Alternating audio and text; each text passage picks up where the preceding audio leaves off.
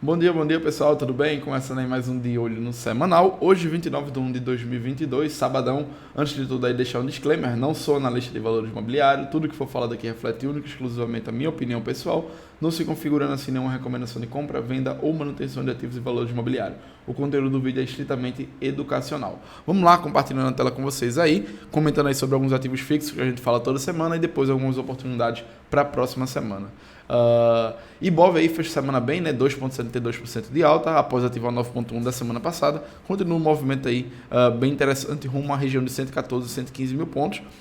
Média de 9 aí começa a tentar cruzar a média de 21 dentro do gráfico semanal. E no diário, a gente fechou na sexta-feira aí com uma quedinha leve, né? De 0,62%. Eu acredito até que é um movimento interessante para a gente vir recuar até a média de 9, essa zona de topo do rompido, para aí ter uma tendência mais saudável, né, de zigue-zagues ascendentes. Por enquanto a gente está praticamente subindo reto, então está sim apontando para aquela região de 114, 115, acredito que essa semana dê sim para a gente atingir, caso não faça esse movimento corretivo aqui que a gente está comentando.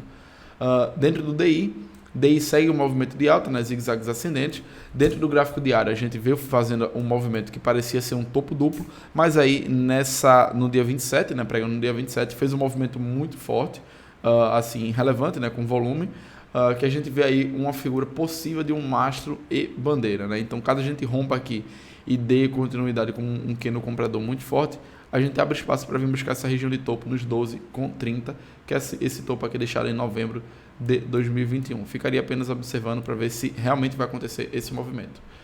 S&P lateraliza, né, nos últimos pregões. Dentro do gráfico semanal a gente segurou bem aqui nos 4.300. Quem do comprador aí martelo, né, mas ainda com aquele cenário que a gente tinha falado de divergência baixista. Ainda segue o movimento corretivo. Eu esperaria aqui apenas um repique para a gente dar continuidade no movimento de queda. E aí, próximo suporte, a gente encontra suporte relevante, né, nos 4.060 pontos. Tem alguns suportes intermediários aqui nessa região, mas por enquanto eu ficaria apontando para aquela região de suporte, uma região de alvo interessante. Dow Jones, mesmo movimento, atingiu o alvo 1, alvo 2 aqui ficaria nos 32.100, perdendo essa região de suporte dos 33,5, né? 33,5, 33,300, essa região daqui é um suporte muito forte. Caso venha perder aí, abre espaço para uma queda mais relevante. Nasdaq deixa fechou dentro nessa semana, se segurou aqui nos 14.400, zona de suporte irrelevante. Eu esperaria ver aí se a gente consegue fazer um repique até a média de 9, mas o viés aqui de Nasdaq já ficou fraco, né? Quando a gente olha no gráfico semanal, aqui a tendência está indefinida. Estávamos fazendo aqui zigue-zagues ascendentes, só que na partida dessas últimas semanas a gente vem violar o fundo anterior. Então quando a gente viola, a gente passa aí para uma tendência de alta para uma tendência indefinida. Para a gente voltar a ter uma tendência aí, definida, no caso para baixa, né, a gente teria que fazer esse repique e aí perder fundo para ter um pivô de baixa. Aí a gente definiria como tendência de baixa. Por enquanto está indefinida, mas ainda com viés baixista. Russell, gráfico semanal aqui, a gente perdeu essa congestão gigante, né, que a gente tinha comentado aí há algumas semanas. Tinha tentado romper para cima, voltou e aí todo esse forte movimento tem para baixo. Por enquanto é o índice que está bem fraco, né? O mais fraco, eu acredito. Essa semana veio com um volume bem interessante. Eu esperaria recusa até a média de 9 para oportunidades de venda. Está bem esticado, a gente vê uma mini divergência aqui dentro do IFR e a região de alvo aí desse movimento para baixo fica nos 1.820. Dólar Index está um movimento bem interessante. A gente tinha até comentado no gráfico diário que a gente tinha perdido essa congestão aqui. Foi para baixo, esperou o repique para voltar a cair, mas a gente rompe e ativa um pivô de alta. Quando a gente rompe essa região de máxima aqui dos 95 com 85, ativa esse pivôzinho e aí rompe forte para cima, né, essa semana, e tem como alvo a projeção de todo esse movimento aqui para cima, ali na região dos 98 com 26. Dólar futuro, gráfico semanal, ainda dentro dessa congestão gigante, que a gente comenta há semana já, perdeu o canalzinho de baixo, tentou se segurar aqui nos 5,40, por enquanto vem perdendo. Fechou essa semana aí na sexta-feira nos 5,390.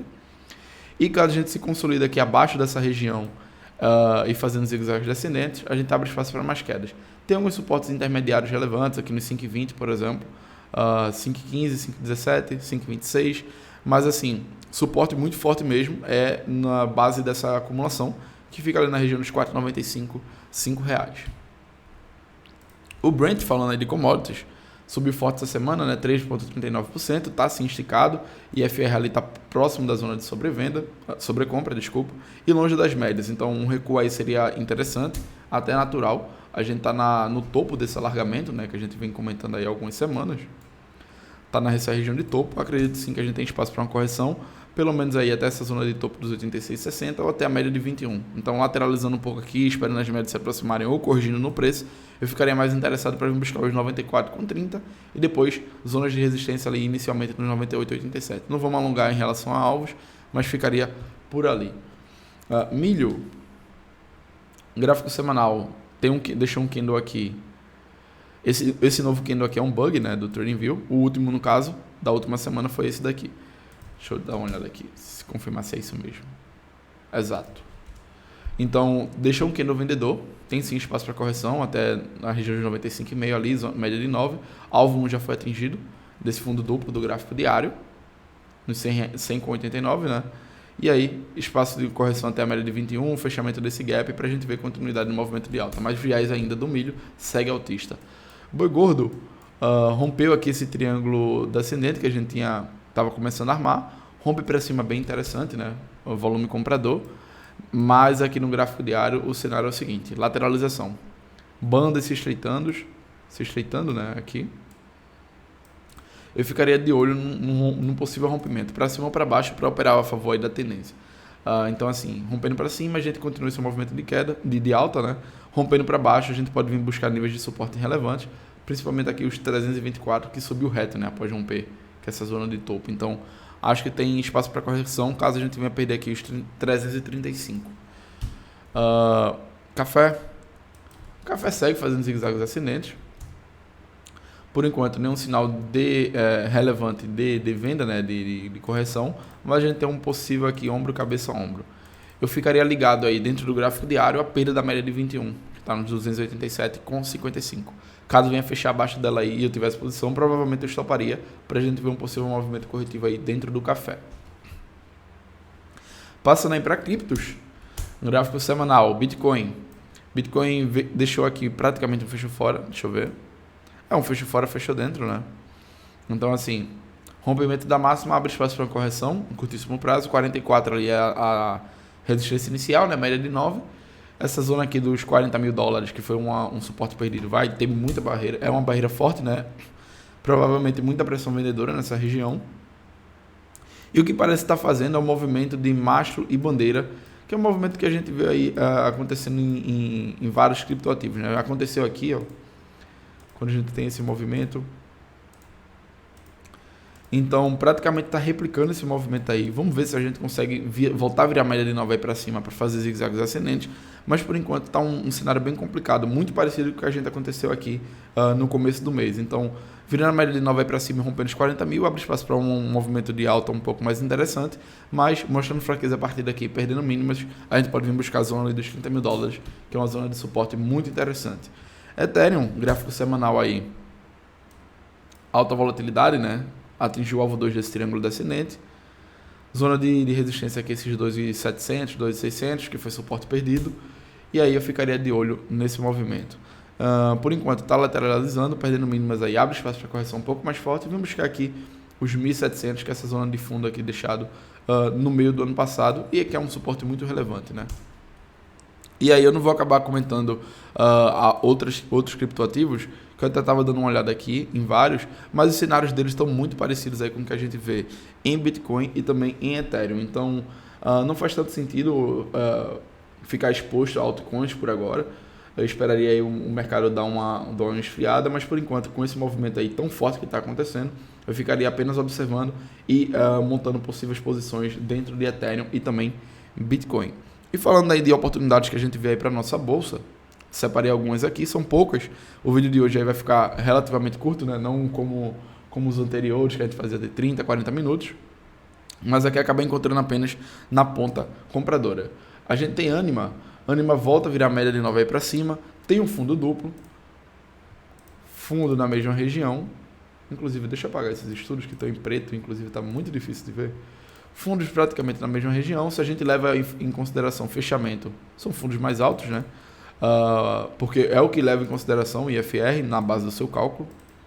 mas os fundos aqui no IFR estão bem altos, muito mais altos, a inclinação dele, né? Então, a gente dá para ter sim uma leitura de uma divergência aqui altista, volta a virar média de 9 para cima, o volume não foi tão interessante, mas começa a ficar interessante aí para a ponta compradora.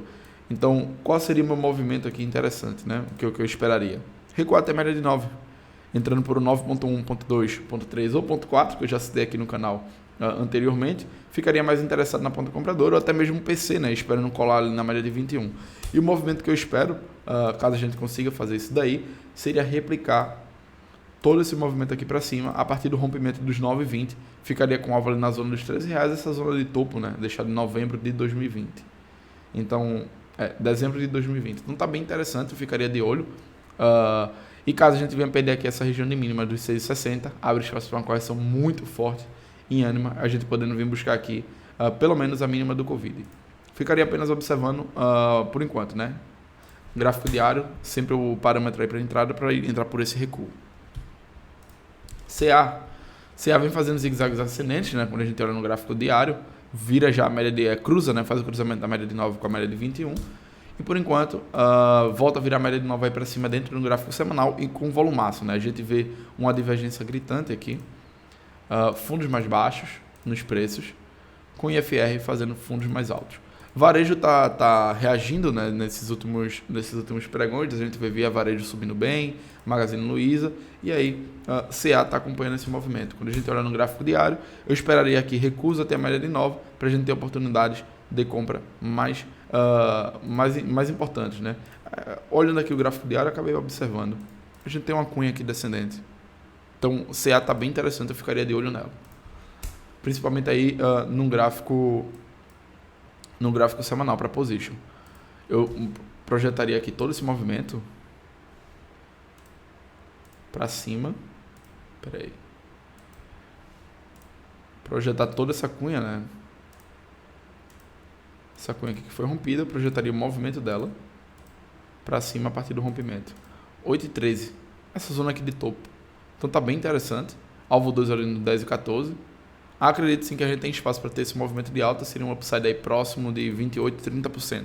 Então eu ficaria de olho em possíveis correções dentro do gráfico diário, para ter uma melhor relação risco-retorno. Cielo também está fazendo um movimento muito parecido.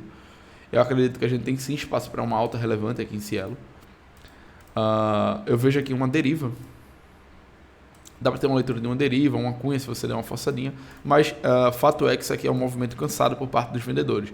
A gente cai muito forte e aí, a partir de determinado momento, esse movimento de queda ele vem se arrastando, mostrando que os vendedores não estão tão fortes como estavam antes, né?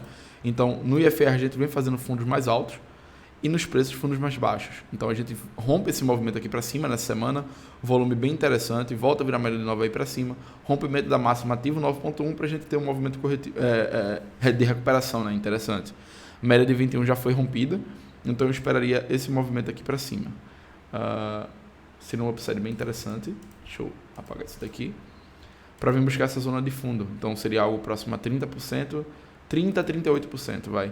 Então ficaria de olho nesse movimento, principalmente no gráfico diário. A gente vê isso aqui mais claramente, né?